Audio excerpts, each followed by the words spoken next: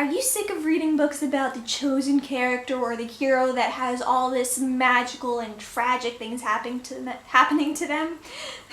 Instead, you watching this video right now, do you want a book that kind of focuses on the background people who are normal?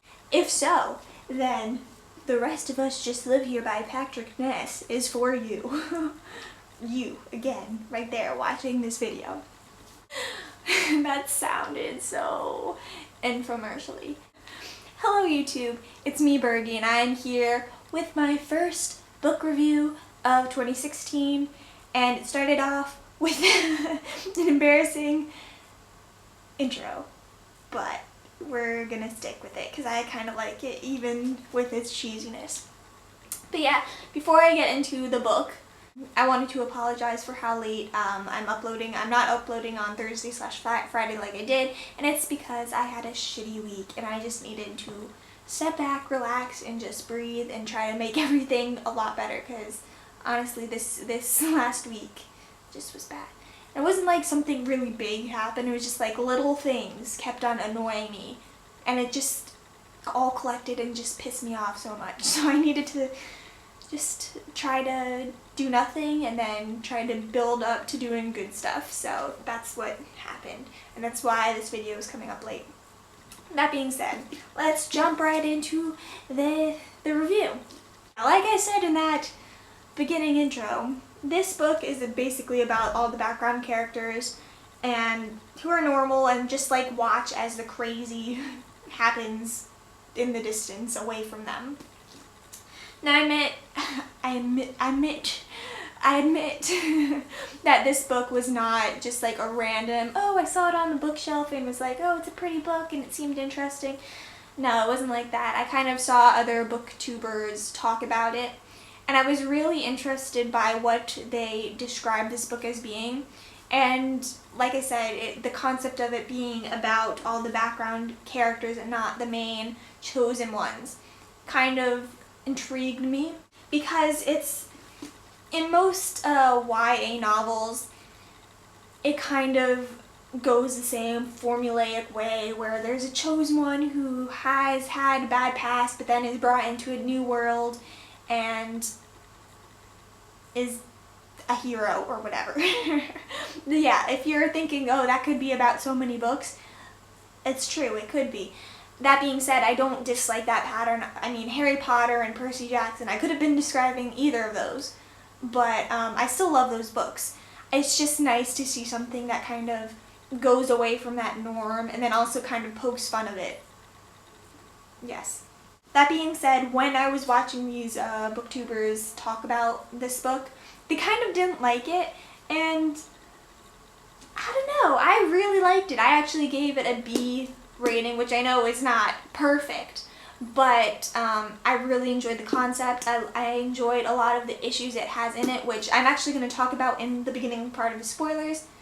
But if you have watched other booktubers talk about this and you're not completely sure if you want to read it, you like the concept, but the fact that they kind of give it a negative review, I feel like this little spoiler will kind of help you want to read it and pick it up.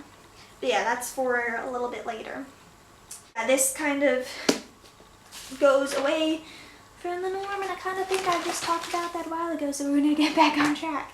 But yeah, I gave this a B rating, and again, I love the originality and the subtle stabs at mainstream YA novels, but it didn't completely blow me away, hence why it's not given like an A or A+ or A- rating. Anything in the A's, it wasn't given that because of that reason. And it was missing something. I don't know exactly what. Maybe it was just the fact that it is kind of short, because I think I finished this within 2 days at most, 2 or 3 days. I'm not sure. But you could obviously, if you just sat down and did nothing, you can definitely read this book in a day, in one sitting even.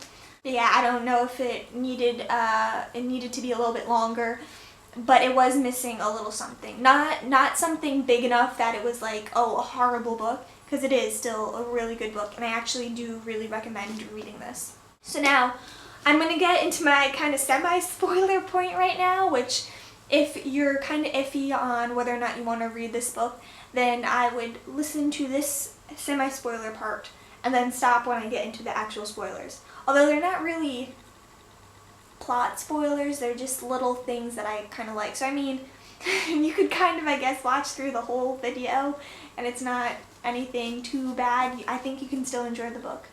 But yeah, I'm going to stop rambling about that and get into the semi-spoiler.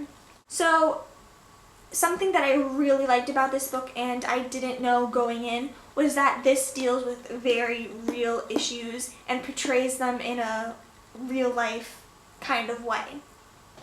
With a lot of YA novels, I feel like a lot of different sicknesses or problems that people have in real life have been glorified to fit into whatever like romantic or, I don't know, magical way that they want to portray, or magical theme that they want to portray. And I kind of dislike that. There's some books that I won't mention that do it, and I really get pissed off about it.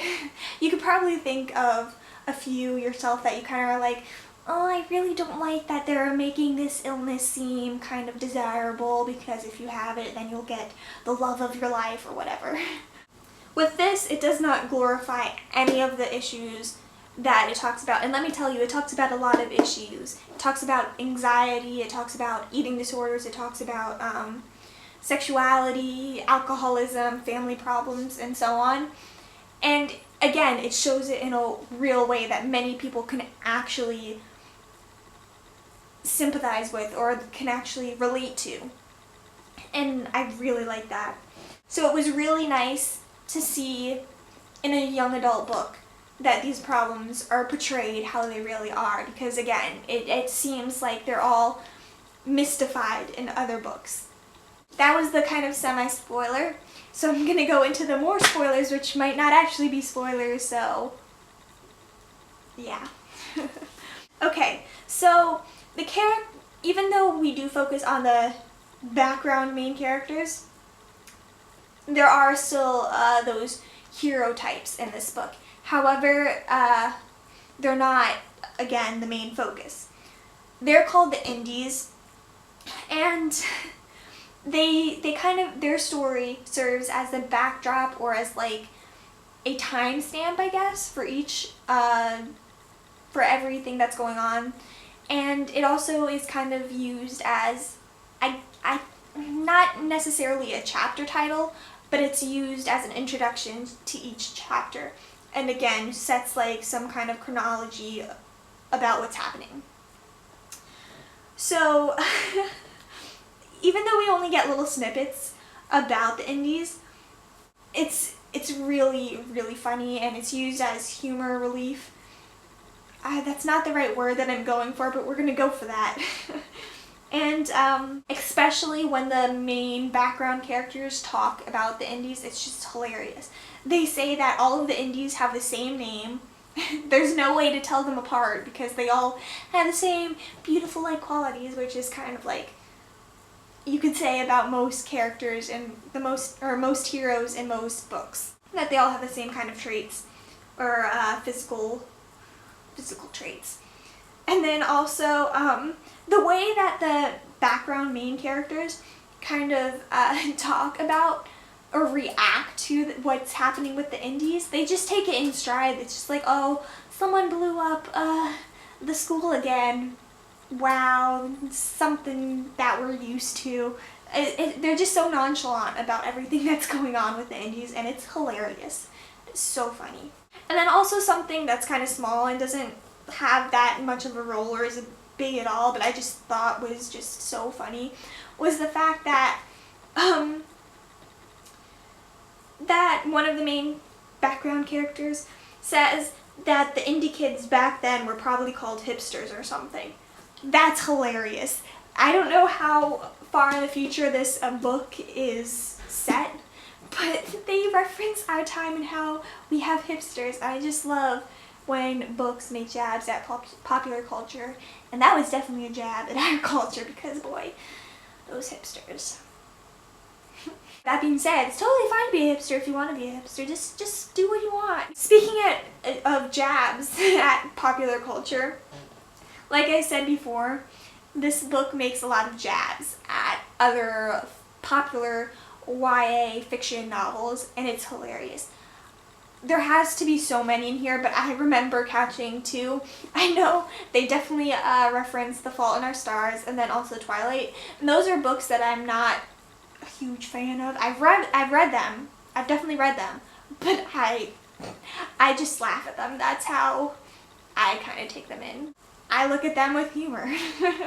So when I found the references or the jabs or mocking statements towards those two books, I was just like, yes, someone else likes laughing at those books. And again, I don't mean that necessarily in a mean way. I can never write. I just find those books just... And I'm pretty sure they also referenced or poked fun at other books, probably definitely Harry Potter, Percy Jackson, because those are huge. Although they're not necessarily classified as young adult novels, so maybe that's why I don't remember there being any, because there probably wasn't. But anyway, they could have poked fun at those books and I probably would have laughed just as much, because again, I can see the formulaicness in those books with how the plot goes, and it is funny when you look at it. Again, I still love those two books series, but it's still funny to look at them. So that was my review for The Rest of Us Just Live Here by Patrick Ness.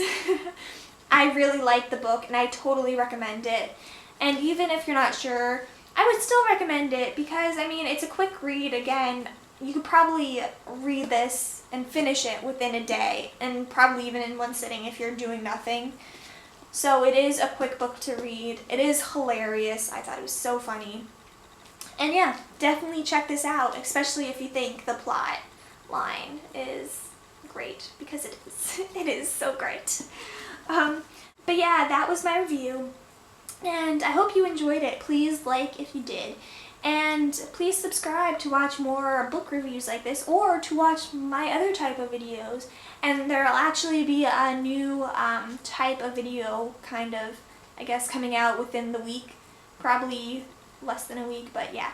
And if you want to know when that comes out, and you don't want to have to search for it, subscribe, because then you'll automatically know when I post that video, and that'll be fun, right?